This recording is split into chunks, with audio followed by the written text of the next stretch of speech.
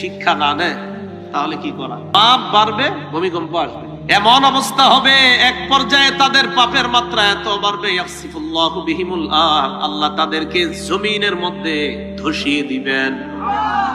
ধসাইছিনি জমিনে ধসিয়ে দিবেন, চোখের পানি রাখতে পারবে না। কি দৃশ্য!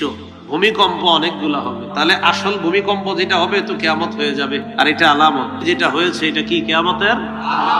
ভূমিকম্প হওয়ার অন্যতম একটা কারণ আদম সন্তানের পাপ বেড়ে যাওয়া।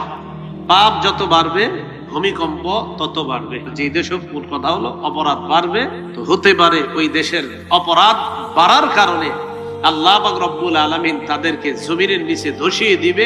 ভূমিকম্পের মাধ্যমে পুরা এমন অবস্থা হবে, বিল্ডিং পড়বে, ওই বিল্ডিং সহ আপনি যে মাটির কত নিচে চলে যাবেন নিজেও জানেন।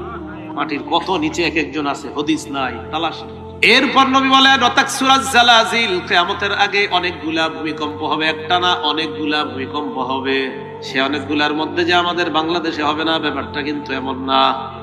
জমিনের নিচে যা আছে, তাহাররাকাত মিন আসফালিহা, নিচে যা আছে শুধু উপরের গুলা নড়বে এমন না, ওর নিচে যা আছে সবগুলো নিয়ে নড়াচড়া করবে, কাঁপতে থাকবে। আল্লাহ পুরা দুনিয়াবাসীর স্তব্ধ করে দিচ্ছে। তো এটা তো কিয়ামত না, এটা কিয়ামতের আগে এটা দেখাই দিল আল্লাহ। এই জন্য মনে রাখবেন, কিয়ামতের যে ভূমিকম্প, এটার আগে যে ভূমিকম্প গুলা হবে এগুলা